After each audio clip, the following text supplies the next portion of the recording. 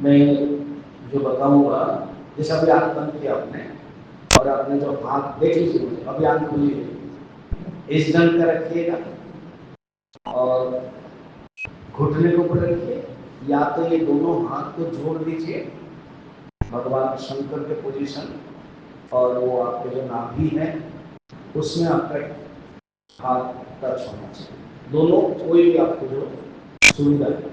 बोलोगे हम चेंज करके कर सकते हैं, कोई जरूरत नहीं है, कोई एक डिसाइड कर लो उसको करो। लास्ट में जो हम बोलेंगे हाथ जोड़ दो, तो हाथ जोड़ना, फिर ऐसे घिसो, फिर टच करो, प्रेस करना 3 बार, फिर खोलना।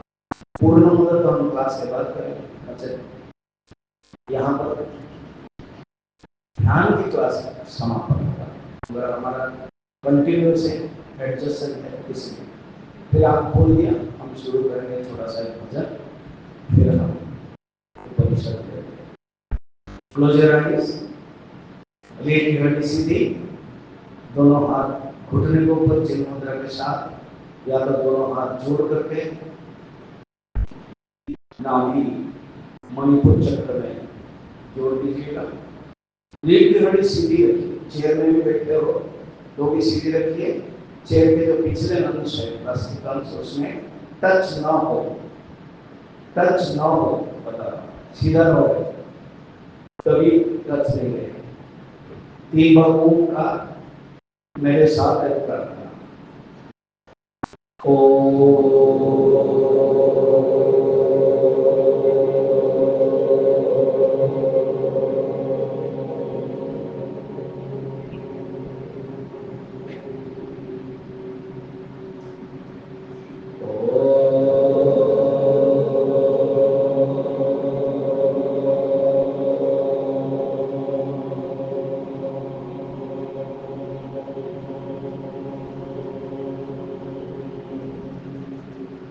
दीर्घ श्वास लेकर के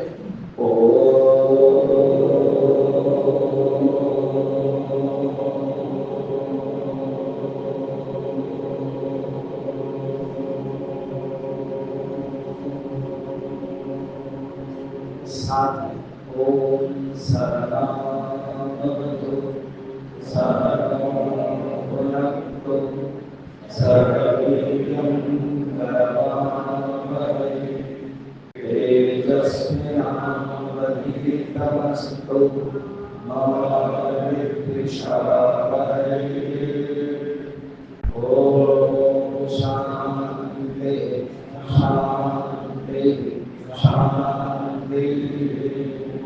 गुरु ब्रह्मा गुरु विष्णु गुरुदेवो महेश्वरः गुरुदेव परं ब्रह्म तस्मै श्री गुरवे नमः।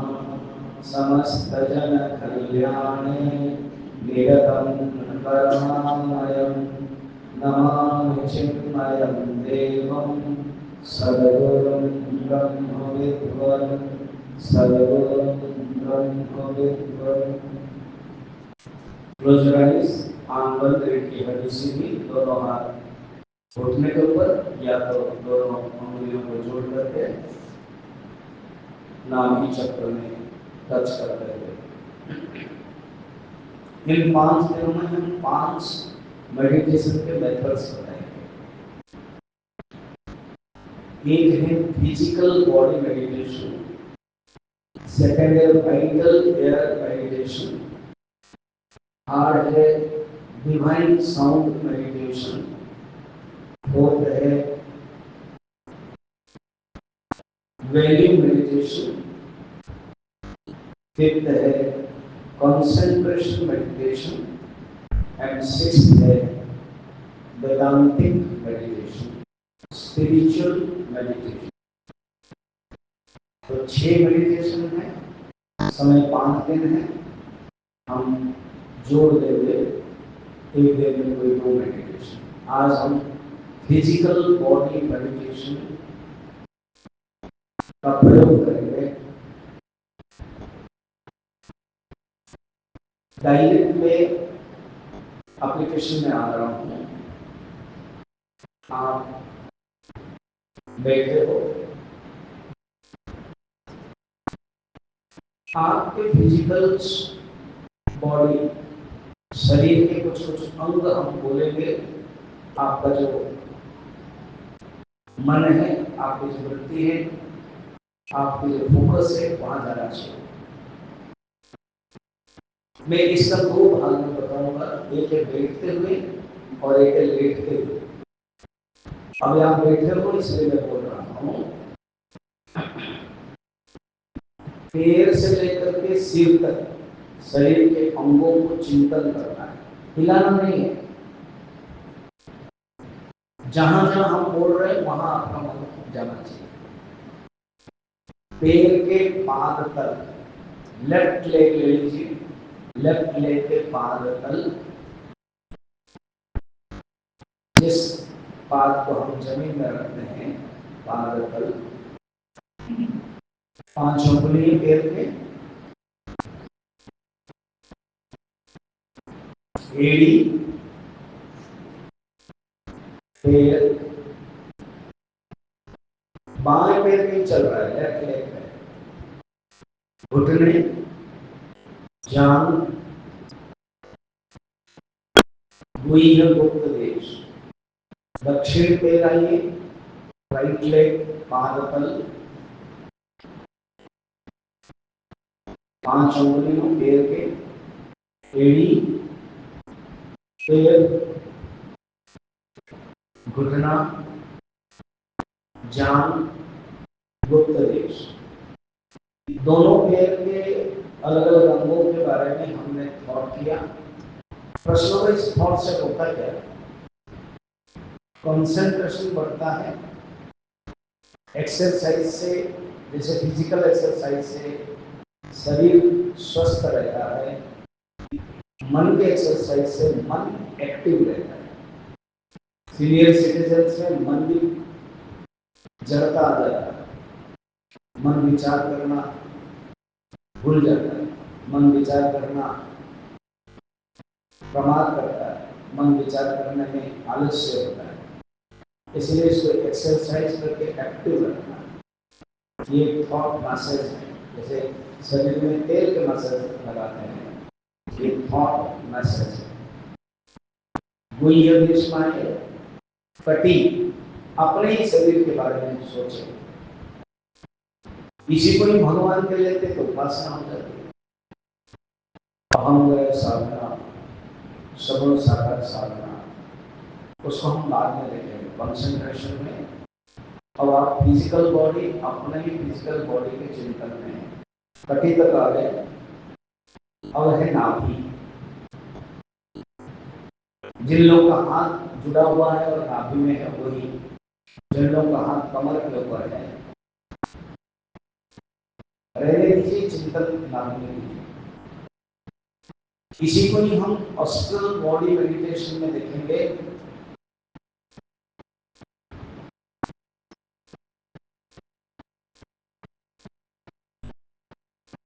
जो षड चक्र भेदन कहते हैं पारंपरिक ट्रेडिशनल भाषा, मॉडर्न भाषा में अस्ट्रल बॉडी मेडिटेशन। अब नहीं कोई दूसरा, अभी हम फिजिकल बॉडी में जा रहे हैं।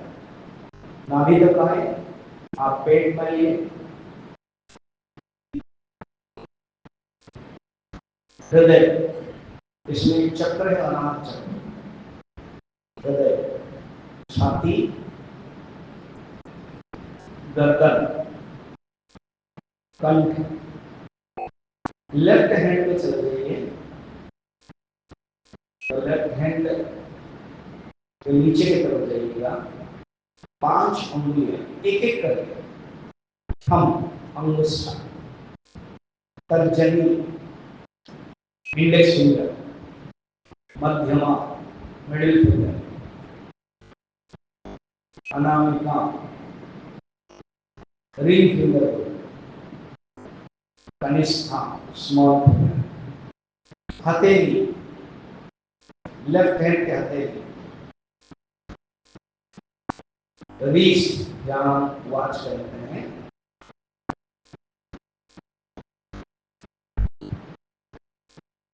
हाथ, कोहनी, कंधा। राइट हैंड में जाइए, सेम प्रोसेस। 5 उंगलियों, अंगुष्ठा, थंब, तर्जनी, इंडेक्स फिंगर, मध्यमा, मिडिल फिंगर, अनामिका, ring finger, small finger, little finger, कनिष्ठा। हथेली, हथेली के ऊपर चमड़े का अंश, रिस्ट, हाथ, कोहनी, कंधा। कंधे से ऊपर गए गर्दन, गर्दन से मुंह, थोड़ी। फोन, फोन के ऊपर के और नीचे, अपर और लोअर। दांत पे पंक्तियां, अपर दांत, लोअर दांत। गाल, 2 कान, 2 आंख, आईब्रो। जहां हम चंदन लगाते हैं उसको चक्र के दृष्टि से आज्ञा चक्र कहते हैं। कपाल, सिर, थोड़ा पीछे जाएंगे जहां ब्राह्मण चोटी रखते हैं, ब्रह्मरंध्र चक्र के दृष्टि से। अंगों के दृष्टि से, शरीर के अंगों के दृष्टि से ये लास्ट अंग है। फिर आप नीचे, ऊपर से नीचे आइए। मैं थोड़ा रैपिड एक्सरसाइज करवा रहा हूँ। ब्रह्मरंध्र, कपाल, आईब्रो, दोनों आईब्रो हैं, दोनों आंख हैं, दोनों कान हैं।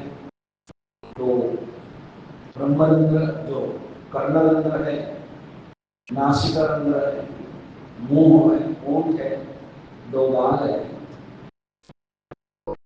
जैसे जैसे मैं बोलता हूँ आपका मन उसी में जाना चाहिए। कंठ, गर्दन, बायां हाथ के हाथ, कोहनी, रिस्ट, 5 उंगलियां, दाहिना हाथ के हाथ, कोहनी, रिस्ट, 5 उंगलियां, हथेली, कंधा, पेट, नाभि, भूमि हदेश, कटी, दाहिना पैर के जांग, घुटना, पैर, पाद तल। बायां का जांग, घुटने, पैर, पाद तल। इस प्रकार के आप एक्सरसाइज 8-10 बार करोगे तो शरीर में तंदुरुस्ती आएगी, शरीर एक्टिव रहेगा। क्योंकि आप तेल के मसाज जैसे दिया जा रहा है और मसाज दे रहे हैं। तेल के मसाज से, एक्सरसाइज से शरीर तो ठीक रहता है और इस मेडिटेशन से मन भी एक्सरसाइज हो जाता है, मन एक्टिव होता है। मन के अंदर कभी ऊबना, मन काम नहीं करना, हिडलनेस, जड़ता जो आती है स्वाभाविक है। वयस्क उम्र के बढ़ते हुए ये सब आ जाते हैं। ये मन के आदि, आदि व्याधि बोलते हैं। ये आदि व्याधि निवारण हो सकता है समाधि से। समाधि वाले जो कर रहे हैं मेडिटेशन, इसको रोज 10 मिनट कर सकते हैं। आप जरूर मॉर्निंग वॉक करते होंगे, गार्डन में जाते होंगे, मित्रों से मिलते होंगे, बातें करते होंगे। वो आजकल लाफ्टर क्लब होता है। आपके मित्रों को भी बोलना चाहिए कि यहाँ आकर सुनो, आकर जानो। वही मित्र है जो दूसरे को इंस्पायर कर सकता है। आप अच्छे हो तो दूसरे को भी अच्छे के लिए इंस्पायर करो। इस प्रकार के हमने आज फिजिकल मेडिटेशन, शरीर के अंगों को देखा। कल की मेडिटेशन देखेंगे। अब हाथ जोड़ दें, जोर से घिसे, टच, आंख जो हथेली है उसमें टच कीजिए, आंखों में थोड़ा गर्माहट पैदा होती है, एक वार्म फील हो रही है। सेकेंड टाइम कीजिए, घिसना है इसको, फिर टच कीजिए, प्रेस कीजिए 8 टाइम। पामिंग बोलते हैं, पाम करने के बाद टच कीजिए, धीरे धीरे उंगलियों से आंख को मलते हुए खोल दीजिए।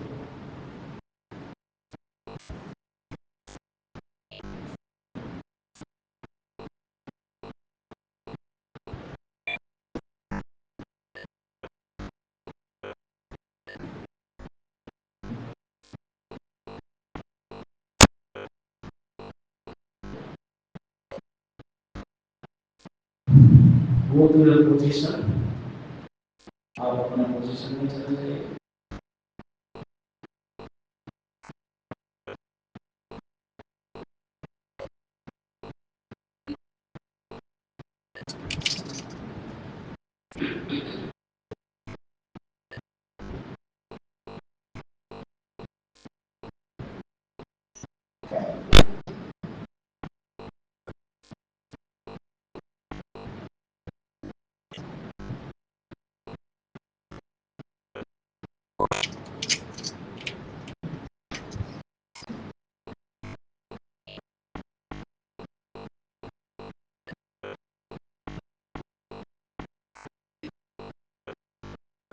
ईश्वर तुम ही दया करो,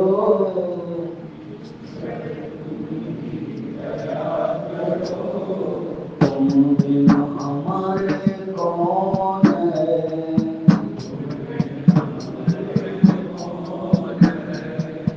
माता तू ही, पिता तू ही,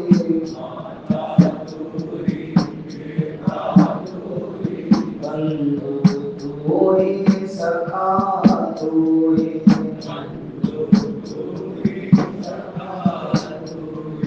तू ही हमारा आसरा,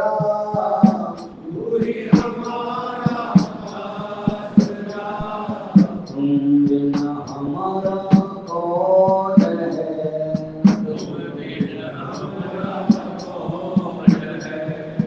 जग को रचने वाला तो,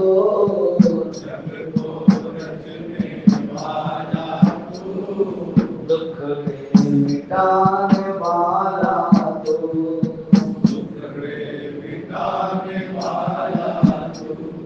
बिगड़ी बनाने वाला तो,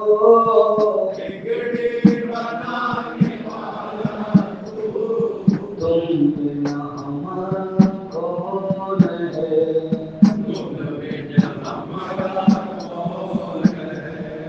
तेरी दया को छोड़कर,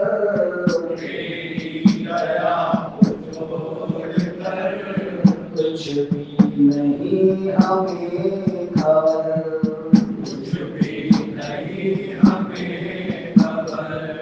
जाए तो जाए हम किधर,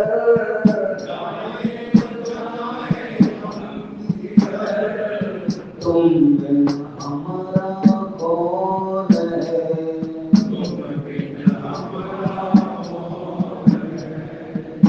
ईश्वर तुम ही दया करो,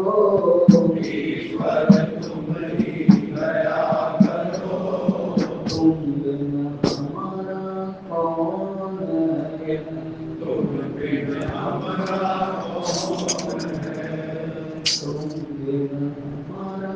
कौन है,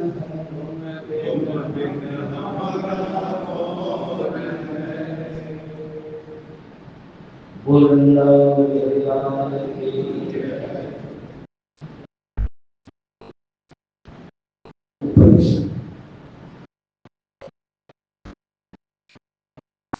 सत्ययुग में जब ऋषि पुत्र आश्रम में जाता था, 18 विद्या अध्ययन कर जाता। आजकल थोड़ा एमए पढ़ लेते हैं हम लोग, एमएससी एमए हम तो सोचते बहुत पढ़ लिया। ये जो 18 विद्या है तो एक भी हम लोगों ने पढ़ाई नहीं। और है बहुत डिफिकल्ट। बहुत कम लोग जो 18 विद्या अभी कलयुग में पढ़े हैं। कोई विद्वान, कोई शंकराचार्य नहीं पढ़े होंगे। पुराने जमाने में पढ़ते थे। स्कंद पुराण में शायद कल ज्ञात करवा रहे हैं, जगन्नाथ कथा पूरी में चल रही है ना, तो उसमें मैं जगन्नाथ कथा कर रहा था। उसमें वर्णन है जो इंद्रद्युम्न राजा है वो ब्रह्मा की पंचम पीढ़ी है। उनको पता था ये 18 अध्याय। उनके जो गुरु है विश्वावसु है, विद्यापति ब्राह्मण, उनको पता था। विश्वावसु को पता था, लिखा हुआ अष्टादश विद्यासु पारंगतः। सोचो स्वामी जी, अब ये बताइए 18 विद्या क्या है? हमारे पास तो है नहीं, तो बताइए। 4 वेद, चार वेद, ऋग्वेद, यजुर्वेद, सामवेद, अथर्ववेद, इसको कहते हैं 4 वेद। इन 4 वेद को समझने के लिए 6 वेदांग हैं। अच्छा, ये क्या होता है ना? वेद के अंग, ये वेद नहीं है मगर वेद के अंग है जो वेद को समझना है। पहला वाला है शिक्षा। शिक्षा क्या होती है? ऐसे एजुकेशन बोलेंगे, आर यू एजुकेटेड, तुम शिक्षित हो, ऐसा पूछते हैं। वो देखिए, शब्द से अनेकार्थाः, शब्द के अनेक अर्थ है। कल न्यूज बोल रहा था शब्द के बारे में। तो शिक्षा आधुनिक जगत में, लौकिक भाषा में शिक्षा एजुकेटेड, एजुकेशन, शिक्षित, एजुकेटेड। जैसे हमने बताया, जो यूनिवर्सिटी गया तो बस एजुकेटेड हो गया। मुझे गुरुदेव कहते थे, you may be educated but very few our culture. बहुत लोग एजुकेटेड है बट कल्चर नहीं।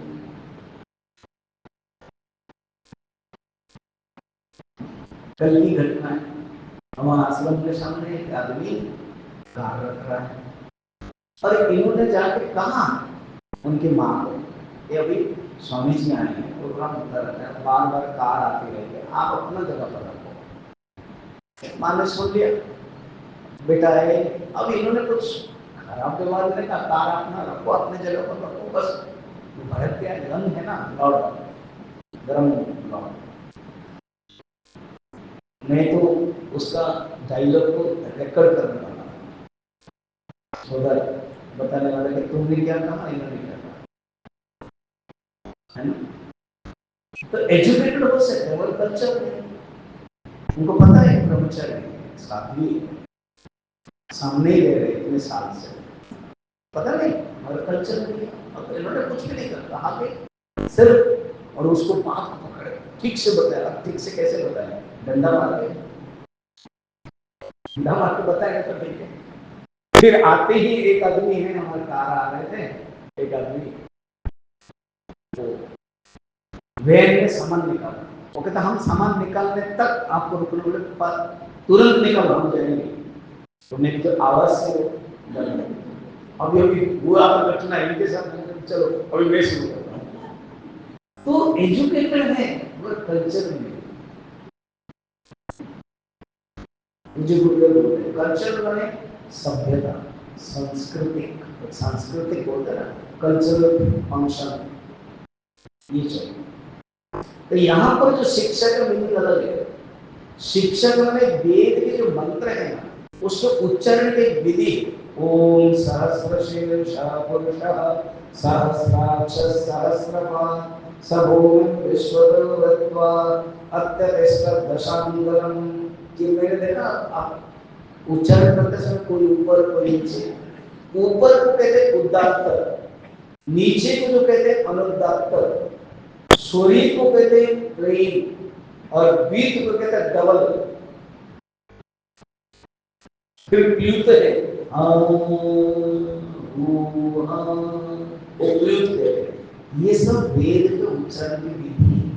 साम और गाय है उसका तो और है विधि अलग है। वो जो जानता है वो शिक्षक है। कहाँ हमें तो पता ही नहीं। वेदांत शिक्षा।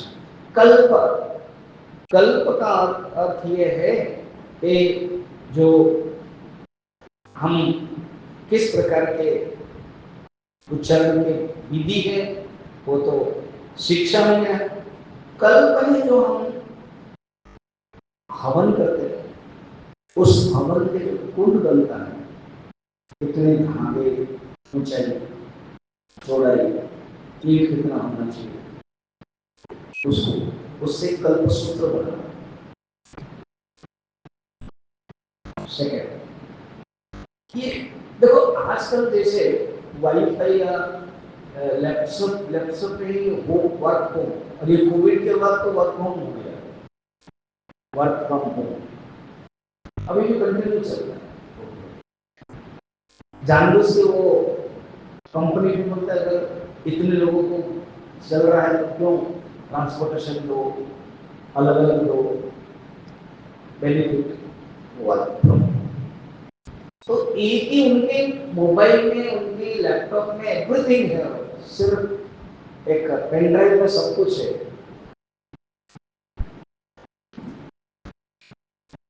करो तो बहुत से बात हो रही है, क्या कैसे किए, क्या करें, वो अपना ये कैलकुलेशन बता रहे थे। तो अगर ये जान लिया तो टोटल, अब जैसे रोहित है वो यूनिवर्सिटी का बता रहे थे, स्क्रिप्टिंग सब कंप्यूटर में चल रहा है, everything is in computer, manual बहुत कम है। वैसे ही पुराने जमाने में सब कुछ हवन से चलता था। अभी समझ में एग्जाम्पल से बताया, यज्ञ पुत्रस्ती, पुत्र प्राप्त करना, यज्ञ करो। अब खुद दशरथ ने किया ना, वशिष्ठ ने बुलाया हमको, ऋषि बारिश नहीं हो रही है, पर्जन्य यज्ञ करो। राज्य में धन खत्म हो गया है, द्रविड़म यज्ञ करो। द्रविड़म मन धन। विश्व विजय करना है, क्षत्रिय के लिए यज्ञ करो, विश्वजित यज्ञ। ब्राह्मण के लिए यज्ञ, जो नचिकेता के पिताजी कर रहे थे, यज्ञ से ही सब कुछ हो जाता है। तो इतना बड़े साइंस था, उसके लिए मेथड होना चाहिए, उसके लिए सिस्टम होना चाहिए। जब हम अपना कुछ डेवलप किया है तो इतना सिस्टम्स मेथड से चलते हैं, उसको बोलते हैं छंद। ये जो वेद है, तो वेद 4 वेद है, ऋग्वेद, यजुर्वेद, सामवेद, अथर्ववेद, 4 वेद। उसको समझने के लिए तो ये सब है। तो वेद में छंद है, छंद में मीटर, जैसे गीता है, धर्म क्षेत्रे कुरुक्षेत्रे समवेतायुत्सवः मामका पांडवाश्चैव किमकुर्वत संजय। ये चिन्मय मिशन के जो स्टाइल है ना, पूरा अपना है। हमारे स्वामी ब्रह्मानंद जी ने पूरा टोटल चिन्मय मिशन को एक ही धारा में बना दिया। सब लोग इसी, आप कश्मीर में जाओ, यूएसए में जाओ, कैलिफोर्निया में जाओ, अफ्रीका में जाओ, चिन्मय मिशन के जो क्लास सही स्टाइल है। इसको अनुष्ठुप छंद कहते हैं। छंद अनेक प्रकार है, मुख्यतः 8 है, उसके बाद और उपछंद है। इन छंदों के बारे में जानना, बोलना, उसी ढंग से इसको छंद, नामी छंद है। हो गया। हम अब कितने गए? शिक्षा गए, कल्प गए, छंद गए, 3 हो गया। और के एक व्याकरण। देखो संस्कृत की ये विशेषता है, हर कोई शब्द व्याकरण में। मैं अभी ब्रह्मचर्य को पढ़ाने के लिए गया था, एक वेदांत सार करके ग्रंथ है। ऐसे तो मैंने ऑनलाइन कर लिया था 68 क्लासेस, अभी इन लोगों के लिए 40 क्लास मुझे मिला था, 40 नहीं। अभी आप यूट्यूब में सुन सकते हैं, बड़ा डेप्थ वाला। हर शब्द को मैं व्युत्पत्ति में देगा, जैसे उपाधि शब्द है, उपहित शब्द है, अवच्छिन्न शब्द है। क्यों इसे बनाना? जैसे भजन, भज गोविंदम शब्द, भजन सेवाया, एक संस्कृत शब्द के एक धातु होती है, किसी का भी नाम है, जैसे मेरा नाम माधव है तो उसमें एक धातु हो, उसी से शब्द बनता है, फिर दो शब्द तक जुड़ा रहता है। ये काम है व्याकरण, उसको बोलते हैं डेफिनेशन। व्याकरण व्युत्पत्ति, शब्दों की व्युत्पत्ति, उसमें विग्रह, संधि, समास आदि सब रहता है। सेकंड शब्द जो अर्थ बताता है उसको बोलते हैं निरुक्त। एक ही शब्द के पहाड़ पर्वत के 15-15, 20-20 अर्थ होते हैं, 20-20 शब्द होते हैं। गिरी, रामचरितमानस नहीं है, दशानन के मुख से समुद्र के लिए 10 नाम निकल गया, गिरीश, नदीश आदि सब।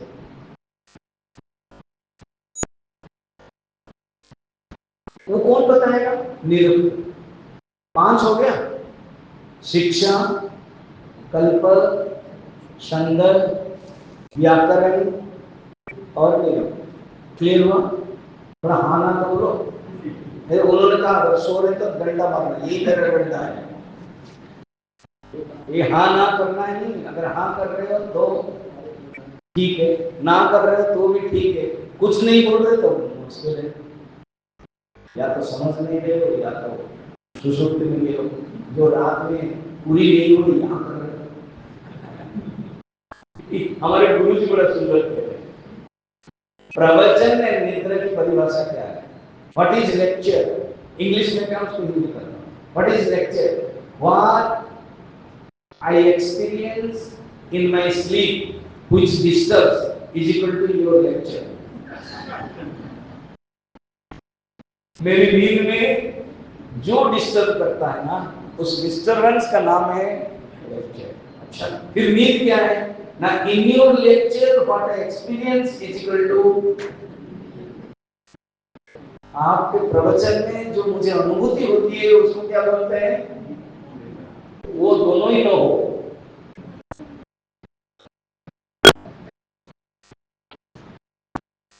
अब लास्ट बचा ज्योतिष। ज्योतिष, तो ये ज्योतिष में हमारा एक शास्त्र है जिसमें ग्रह नक्षत्र की गति स्थिति, फिर हमारे अपने जीवन में कौन सा ग्रह चल रहा है, क्या है। अब हम लोगों को देखने के बाद लोग चलते हैं, ये लोग ज्योतिष जानते हैं। तो कल मैंने बताया था ना, वो ट्रेन में आ रहा था सालान स्टेशन में, एक पंजाबी 25 साल का लड़का बाहर देखा, बाबा जी उत्तर प्रदेश, बिहार आदि पंजाब हरियाणा में बाबा जी बोलते हैं, सन्यासी स्वामी जी बहुत कम बोलते हैं, फिर पंडित जी बोलते हैं, हम लोग भी पंडित जी, बाबा जी पंडित जी। फिर मैंने कहा भाई मैं हाथ का भी हाथ देखता हूँ, हाथ नहीं देखता हूँ। एक आदमी गया ज्योतिष के पास और कहा कि क्या करूं, मैं कुछ भी करता हूँ, नौकरी करता हूँ, चला जाता है, पत्नी बिगड़ते रहते हैं, सब कुछ समस्याएं, प्रॉब्लम होता है, बच्चा हुआ नहीं का प्रॉब्लम है, अभी हुआ तो ज्यादा प्रॉब्लम है। क्यों? इतना शरारत है। कितने साल से चल रहा है? 9 साल से। उसने अपना पता है तुम्हारा जन्म पत्र बताओ, जन्म कुंडली में उसको हिसाब किया। ज्योतिष को कुछ ड्रामा तो करना ही पड़ेगा, तभी पैसा मिलेगा। तो उसने कहा कि शनि दशा है। हाँ, शनि दशा है, 9 साल से चल रहा है। और कब तक चलेगा? और 11 साल चलेगा। 11 साल चलेगा और मुझे ऐसे ही भुगतना पड़ेगा। हाँ, उसके बाद क्या? उसके बाद क्या हुआ? आदत हो जाएगी तुम्हारी। जब 20 साल से तुम शनि को झेल लोगे, इधर ना और उधर 11, आदत हो जाएगी, फिर तो कंप्लेन नहीं होगी। तो ज्योतिष एक साइंस है।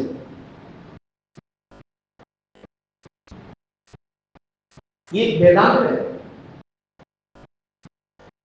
वेद के अंग कितने हुए? 6, 4, 10, 18 विद्या है। फिर 4 है उपवेद, वेद के बाद उपवेद निकला। उपवेद क्या होता है?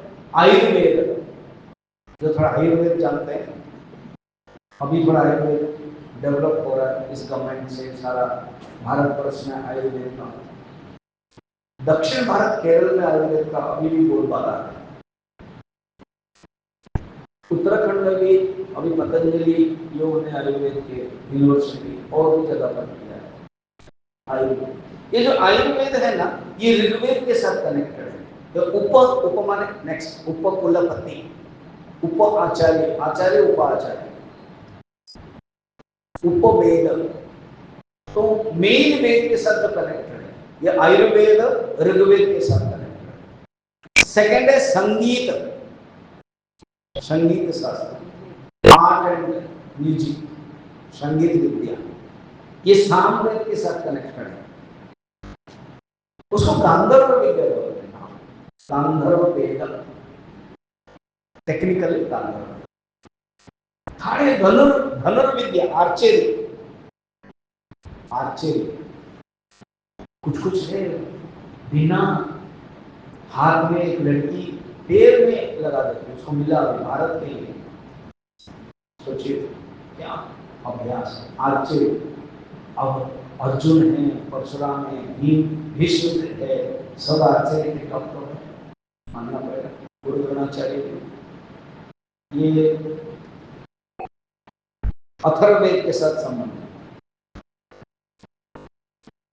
फिर वास्तुशास्त्र, शिल्प, आर्किटेक्चर जो होता है आजकल वो बहुत मानना पड़ता है आर्किटेक्चर। और ऐसा में ये रहना चाहिए, वो नहीं रहना चाहिए, किचन होना चाहिए, वो होना चाहिए, दे नो दैट, चेंज कर देते तो अच्छा भी हो जाता है। कोई कोई उसको अर्थशास्त्र भी मानते हैं, वास्तुशास्त्र का मतलब अर्थशास्त्र। ये हो गया उपवेद, ये यजुर्वेद से कनेक्टेड है। 14 हो गए, 4 वेद, 6 वेदांग और 4 उपवेद, ठीक। और 4 उपांग है, ये नया शब्द है, बहुत कम लोग सुन रहे हैं। उपांग क्या होता है? उपांग अर्थात वेद को समझने के लिए वेदांग नहीं है, उपांग है। इसको भी शास्त्र माना जाता है। क्या क्या है? धर्म शास्त्र, तो एक होता है अध्यात्म शास्त्र जो अभी पढ़ रहे हैं, एक है धर्म शास्त्र। जैमिनी के सूत्र जो है पूर्व मीमांसा, हालांकि वो मीमांसा आएगा, उसको अलग रखो। धर्म शास्त्र मैंने पराशर, मनु आदि ने जो धर्म शास्त्र बनाया वो अनेक है धर्म शास्त्र। सेकेंड है न्याय, एक दर्शन है वो जो न्याय शास्त्र, वो दर्शन में भी आ जाता है। 6 दर्शन है, कभी समय मिलेगा बोलना, तो सब टेक्निकल आज ही नहीं बोलना है, फिर कल आप आओगे ही नहीं, हो गया सब कुछ, मैं कुछ कुछ रखता हूँ। तो न्याय, उपांग लिख रहे हो, खड़े मीमांसा, तो मीमांसा में दोनों ही आ जाएगा, पूर्व मीमांसा, उत्तर मीमांसा, दर्शन के दृष्टि से। अभी जो शास्त्र के दृष्टि से, उपांग के दृष्टि से 4 है। चौथा है इतिहास, पुराण, महाभारत इतिहास है, पुराण, भागवत है, बाकी जितने सब है, इसको बोलते हैं उपांग। ये 18 विद्या जब ऋषि पुत्र घुसता था, जब कोई अध्ययन करने में जाता था, ये 18 विद्याओं का पारंगत होकर निकलता। ठीक, इन सब विद्या को कहते हैं अपरम। अच्छा, अपरम मतलब लोअर। एक विद्या है जो परा विद्या है, यया अक्षरम तद अभिगम्यते, वो है परा विद्या।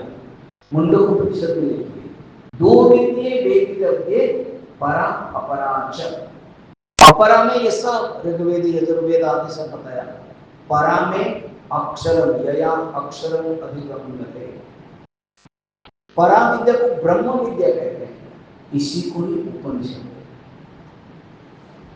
अच्छा, तो उपनिषद नहीं समझिए, वेद के अंतर्गत उपनिषद आ गया ना। हाँ, अब ऐसे समझो, 4 वेद हैं, ऋग्वेद, यजुर्वेद, सामवेद, अथर्ववेद। हर वेद में 4 सब्जेक्ट हैं। हर वेद में 4 सब्जेक्ट, ऋग्वेद में भी 4 सब।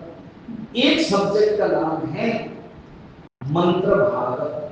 जैसे साइंस पढ़ रहे हो ना, तो उसमें फिजिक्स है, केमिस्ट्री है, मैथमेटिक्स है, अगर इंजीनियर बनना चाहते हो। फिर बायोलॉजी है, अगर डॉक्टर बनना चाहते हो बायोलॉजी पहले आ जाए। आजकल कंप्यूटर साइंस भी रहता है। फिर आर्ट्स में भी ऐसे, कॉमर्स में भी है, बिजनेस स्टडी, इकोनॉमिक्स आदि सब सब्जेक्ट है। फिर आर्ट्स में हिस्ट्री, लड़कियां तो domestic science, political science, logic, ये सब है। इसको बोलते विषय। आर्ट्स विभाग में ये विषय, कॉमर्स वाणिज्य विभाग में ये विषय, और विज्ञान साइंस विभाग में विषय। वेद भी तो एक ज्ञान है। वेद का अर्थ ही एक ज्ञान, विद धातु, विद धातु है ज्ञान, ज्ञान राशि को ही वेद कहते हैं। तो जो ज्ञान है, वेद है, उसमें 4 सब्जेक्ट होता है। मंत्र भाग, मंत्र भाग वाले जितने सब देवताओं के लिए स्तुति की गई है, मंत्र किया गया है, उसको मंत्र भाग है। उसकी जो प्रैक्टिकल फॉर्म है ब्राह्मण का, जिसमें यज्ञ हवन है, जो मैंने बताया, इन दोनों को मिला करके उन्होंने कांड बताया। कांड माने ब्रांच, कांड ब्रांच।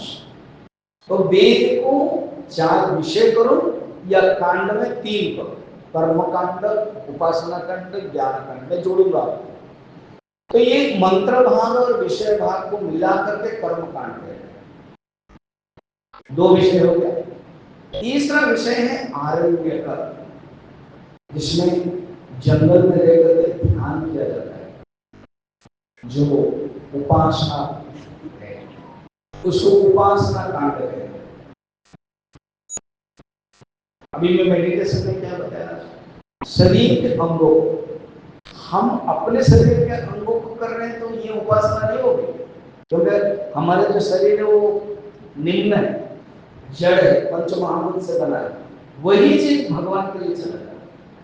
जो पैर है भगवान का पैर है, भगवान का पाद तल है, बस उपासना होगी, वो सगुण पूजा होगी, सगुण ध्यान। कितना सुंदर है ना। बस यहाँ से फिर शिफ्ट करते हैं। कोई भी कामना खराब नहीं है, कामना प्लस भगवान इक्वल टू भक्ति हो जाएगी। उपासना कांड, उसमें कंसंट्रेशन है। आरण्य शब्द देखिए, अरण्य में बैठकर, अरण्य में अकेला बैठ करके ध्यान किया जाता है। लास्ट उपनिषद, उपनिषद ज्ञान का, तो वेद के अंतर्गत उपनिषद है। इधर आपने बताया कि वेद या अथर्व विद्या पूरा अपरा विद्या है, तो उपनिषद भी अपरा विद्या होगी। तो शंकराचार्य भाष्य में ये कह देते हैं, उपनिषद को ब्रह्म विद्या, उपनिषद ब्रह्म विद्या है, यया अक्षरम अधिगम्यते। ब्रह्म विद्या इनसे परे है, क्योंकि उपनिषद इक्वल टू ब्रह्म विद्या। उस ब्रह्म विद्या को प्राप्त करने के लिए गौण वृत्तियां तो ग्रंथ ही उच्यते, गौण वृत्ति से सेकेंडरी में उपनिषद ग्रंथ को भी कहते हैं, जिसके माध्यम से पढ़ करके जो वृत्ति आती है, अखंडाकार वृत्ति है, ब्रह्माकार वृत्ति है, वो उपनिषद है, वो इनसे पढ़े।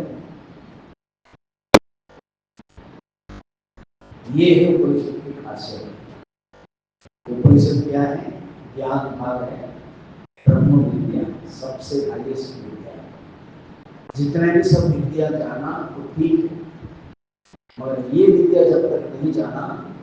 छांदोग्य उपनिषद में एक लड़का था, उसका नाम श्वेतकेतु, 12 साल हो गया, पढ़ाई में ध्यान दे दिया। पिताजी ने कहा, बेटा हमारे परिवार में ऐसे कोई नहीं होता है जो अध्ययन नहीं करता, तो तुम जाओ। वो भी पढ़ सकते थे, मगर 12 साल वहां अपना एक मित्र कोई ऋषि को भेजा, पढ़ा, ये सब पढ़ा, 18 विद्या पढ़ के आया, ऋग्वेद यजुर्वेद सब पढ़ लिया, 25 साल हो गए उसको।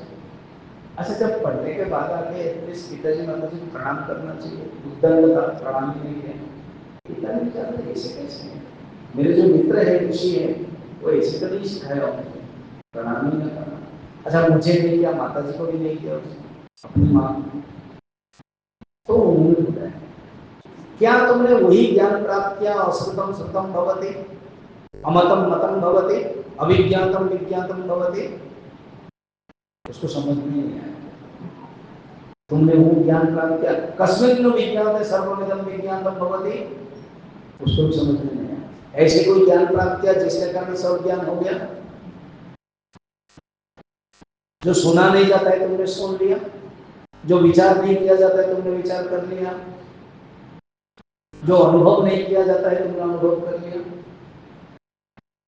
वो तो अवाक हो गया, जड़ जैसा हो गया, और उससे मुंह से निकल गया अभिमान की पराकाष्ठा, मेरे गुरु जी को पता ही नहीं था, इसलिए उन्होंने बताया नहीं।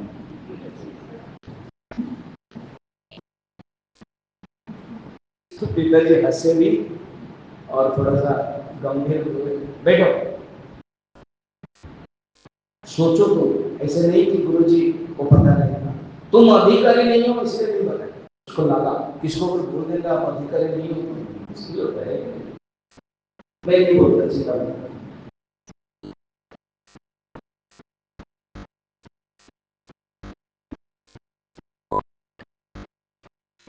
अब मैं तुम्हें बताता, बैठो, बैठ गया, बहन समझाया, तत्वमसि वो जो तत्व है वो तुम हो करके 9 टाइम्स तत्वमसि का 9 बार एग्जाम्पल से समझाया। इसी का नाम छंदोग्य उपनिषद शास्त्र है, तत्वमसि। हमारी किताब हो गया, शंकरानंद जी ने, स्वामी जी ने लिखा। सोचो,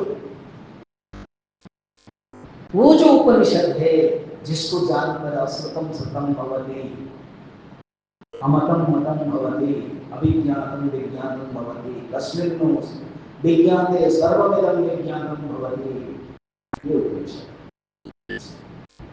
और उपनिषद पूज्य गुरुदेव इतना मॉडर्न भाषा में बताया, जैसे कुछ लोग, आप लोगों के मन में, सर आप लोगों के मन में नहीं होगा, कुछ लोगों के मन में ये जो चिन्मय मिशन का प्रवचन होता है ना, बड़ा गंभीर और वो हाई लेवल का, हमारे सब बाउंस होता है, ओवर टच होता है, वाइड होता है। गुरुदेव ने इतना सुंदर कहा है। उपनिषद क्या है? The session between teacher and taught regarding ब्रह्म विद्या। इतना सरल उपनिषद का अर्थ है। ये गुरु और शिष्य के बीच में सेशन है। हम कॉलेज जाते हैं, यूनिवर्सिटी जाते हैं, कोई फिजिक्स है, कोई भी सब्जेक्ट के ऊपर सेशंस पढ़ते हैं, 50 सेशन, 60 सेशन, तो ये सेशन है।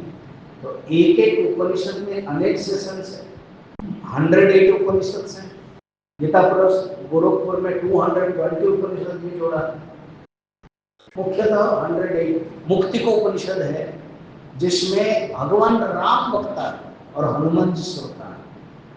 उन्होंने प्रश्न पूछा कि जिसका समय नहीं है, थोड़ा सा ही कोई पढ़े, तो उन्होंने मांडुक्य उपनिषद का नाम लिया, 12 श्लोक। फिर उन्होंने सब उपनिषद का नाम लिया, उसमें मुक्ति को उपनिषद में 108 उपनिषद का नाम है। तो उपनिषद माने ब्रह्म विद्या। उपनिषद का उपनिषद, उप का अर्थ है सामीप्य, गुरु के सामीप्य। आप लोग बैठे हो सामीप्य, ये ऑनलाइन वाले दूर में है, इसमें सुनना पड़ता है, भावना रखनी पड़ेगी, गुरु से ही सुनना है। और जब लिटरली सामीप्य में बैठना है, नी निश्चय, ऐसे शब्द का अर्थ है सिंपल अर्थ में, वाच्यार्थ में बैठना, गुरु के पास बैठ करके ज्ञान प्राप्त करना, यही उपनिषद के सेशन है। मगर सत धातु, धातु माने क्रिया, 3 अर्थ, एक है विशरण, एक है शिथिलकरण और एक है ज्ञानात्मक। विशरण माने ये अहंकार नष्ट होना, शिथिलकरण संसार के जो बीजभूत अज्ञान है वो शिथिल हो जाए, तीनों अर्थ। और गत्यर्थम जाना जीव परमात्मा के पास जो जाता है वो उपनिषद, जिसके माध्यम से ये तीनों ही संभव हो जाता है, वो उपनिषद। हमारे अंदर जो अहंकार है वो नष्ट होता है उपनिषद सुनने पर, संसार के जो बीजभूत अज्ञान नष्ट होता है और जीवात्मा परमात्मा में तरफ जाता है, ये उपनिषद। कल मैंने बताया था जीवन में ये 4 ग्रंथों को पढ़ना ही चाहिए, जो वहां तो मन के बारे में बताया, ये ग्रंथ चारों ही अध्यात्म विद्यानम अध्यात्म विद्या भगवान ने आत्मविद्या है मन के लिए, क्योंकि मन के बारे में है, वर्णन कर रहे हैं इसीलिए बता रहे हैं। रियल उपनिषद जो सब्जेक्ट मैटर है वो है आत्मविद्या। तो उपनिषद इज इक्वल टू ब्रह्म विद्या, उपनिषद इज इक्वल टू आत्मविद्या, उपनिषद इज इक्वल टू अपने बारे में, मेरे बारे में बताया गया, उसमें मन भी आ जाएगा। तो 108 उपनिषद में से अच्छा, इसमें जो शंकराचार्य ने जिन जिन उपनिषद के ऊपर व्याख्या की है उसको कहते हैं मेजर उपनिषद है। 11 उपनिषद के ऊपर उन्होंने व्याख्या की। ईश केन, सब उपनिषद मिला ना, ईशोपनिषद के मैं नहीं बोल रहा, ईश केन कथा प्रश्न मुंडक मांडुक्य तैत्तिरीय ऐत्तिरीय छांदोग्य बृहदारण्यक श्वेताश्वेत 11 उपनिषद के ऊपर व्याख्या है। बाकी उपनिषद के ऊपर नहीं लिखी है, इसलिए मापदंड बन गया है मेजर एंड माइनर, मुख्य एंड गौण।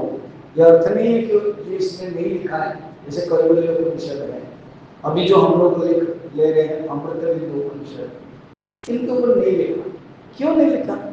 2 कारण है, उनके पास इतना समय नहीं था, बहुत धर्म की प्रतिष्ठा के लिए घूम रहे थे।